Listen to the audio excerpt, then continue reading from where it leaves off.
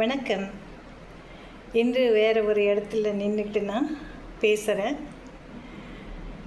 இப்போது அடுத்த அதிகாரமாக வர்றது என்ன அப்படின்னாக்கா, வெஃகாமை அப்படின்னு சொல்லக்கூடிய ஒரு அதிகாரம்.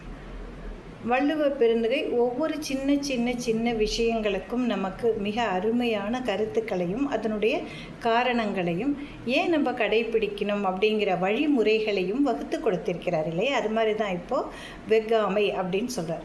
வெஃகாமை அப்படின்னு சொன்னால் என்ன பொருள்? மற்றவர்களிடம் இருக்கக்கூடிய பொருட்களை கவர்ந்து கொள்ளுதல். கவர்தல்னால் என்ன? எடுத்துக்கணும்னு ஒரு ஆசை நமக்குள்ளார வருது இல்லையா? ஒன்று அவங்களுக்கு தெரிந்தோ அல்லது தெரியாமலோ நாம் எடுத்துக்கொள்ள தெரியாமல் எடுத்தால் தான் அதுக்கு பேரே கவர்தல் இல்லையா? ஏன்னா அந்த பொருள் நம்மளை கவருது, நாம் அதை கவர்ந்து கொள்ளுகிறோம் அப்படின்னு சொல்கிறார். ஆக மற்றவர்களுடைய பொருளுக்கு ஆசைப்படுறது மட்டும் தப்புன்னு சொல்கிறார். ஆசைப்படுறதே தப்புன்னு சொல்கிறார். ஆனால் கவர்ந்து கொள்ள வேண்டும் என்றால் அது அதை விட பெரிய தப்பு தானே. அதனால் அதுக்குன்னு ஒரு அதிகாரத்தை வள்ளுவனார் வைத்திருக்கிறார். பாருங்கள், எவ்வளோ நுணுக்கமாக ஒவ்வொரு செயல்பாட்டிற்கும் அவர் அழகாக வகுத்து வைத்திருக்கிறார் அப்படின்னு. நாமெல்லாம் ரொம்பவே கொடுத்து வச்சவங்க. நமக்கெல்லாம் லட்டு மாதிரி எல்லாத்தையும் எடுத்து கொடுக்குறாங்க. அவங்க காலத்தில் அதெல்லாம் சொல்லி கொடுத்தாங்களானே தெரியல. ஆனால் நமக்கு அவர் இத்தனை விஷயங்களை சொல்லி கொடுத்தும் நாம் என்ன பண்ணுறோம்? எல்லாத்தையுமே தூக்கி எறிஞ்சிடறோம். அதனால தான் நம்ம இப்படி இருக்கிறோம். நம்மளை பற்றி யாராவது இன்னும் 2000 வருஷத்துக்கு பேசுவாங்கன்னு நினைக்கிறீங்களா? கிடையாது. வள்ளுவ பெருந்தகையை பற்றி இன்றைக்கி பேசுகிறோம். நம்மளை பற்றி அந்த மாதிரி ஒரு 2000 ஆண்டுகள் கழித்து நம்மளை பற்றி யாராவது பேசுவாங்களான்னு ஒரு நிமிஷம் நினச்சி பாருங்கள். நம்ம போனதுக்கப்புறம் ஒன்றுமே இருக்காது. ஒருத்தனும் நம்மளை பற்றி பேச மாட்டான். இது ஒரு வாழ்க்கையா? இல்லையே.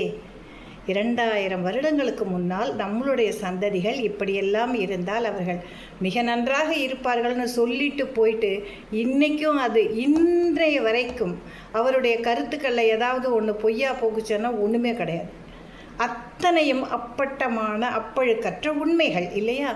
இவ்வளோ அழகாக சொல்லி கொடுத்த கருத்துக்களை நாம் ஏற்றுக்கொண்டு கொஞ்சமாவது கடைபிடிக்கணும் இல்லையா? அதற்காக தான் இதெல்லாம். இப்போ இது வெஃகாமை, பிறருடைய பொருளை கவர விரும்புதல் அப்படின்னு சொல்கிறார். பாட்டை பார்க்கலாமா நம்ம? நடுவின்றி நட்பொருள் வெஃகின் கூடி பொன்றி குற்றமும் ஆங்கே தரும். நடுவின்றி நன்பொருள் வெஃகின் கூடி பொன்றி குற்றமும் ஆங்கே தரும்.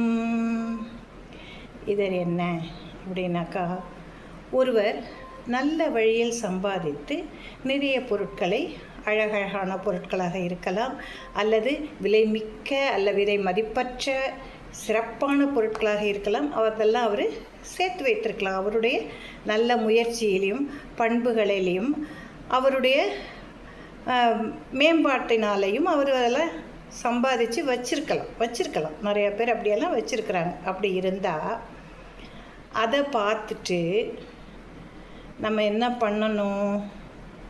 சந்தோஷப்படலாம். சரி, நாமளும் அந்த மாதிரி வரலான்னு நினைக்கலாம். ஆனால் அந்த பொருளை தெரியாமல் தூக்கிட்டு வந்துடணும்னு நினைக்கலாமா?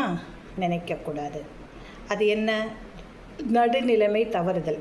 அது ஒரு பொருளை பார்த்த உடனே ஆசைப்பட்டு அது எனக்கு வேண்டும்னு நினைக்கிறதே தப்பு இல்லையா? அவருடைய பெரிய முயற்சி, அவருடைய எண்ணங்கள், அவருடைய சம்பாத்தியம், அவருடைய உழைப்பு, இதனால் அவர் ஒரு பொருளை வாங்கி தன்னுடைய வீட்டில் வைத்திருக்கிறார். அது எந்த பொருளாக வேண்டுமானாலும் இருக்கலாம்.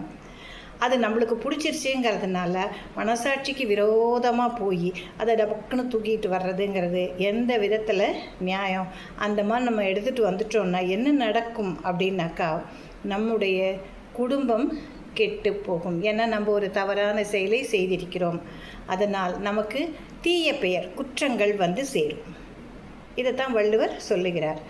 நடுவின்றி நன்பொருள் வெஃகின் குடி பொன்றி குற்றமும் ஆங்கே தரும். தன்னுடைய சொந்த முயற்சியால் எவன் ஒருவன் விலை உயர்ந்த விலை மதிப்பில்லாத பொருட்களை வாங்கி வைத்திருந்தாலும் அந்த பொருட்களை கண்டு அவரிடமிருந்து கவர்ந்து வர வேண்டும் ஒருவன் எண்ணி கவர்ந்து சென்று விட்டால் அவனுடைய குடும்பம் கெடுவதோடு அவனுக்கு அதனால் வரக்கூடிய குற்றங்களாகிய தண்டனை, இழிச்சொல்கள் இவையெல்லாம் வந்து சேரும் என்று வள்ளுவ பெருந்தகை இந்த குறளில் நமக்கு எடுத்துரைக்கின்றார். நாம் நல்ல வழியில் செல்வதை சிந்தையில் வைத்து செயல்படுவோம்.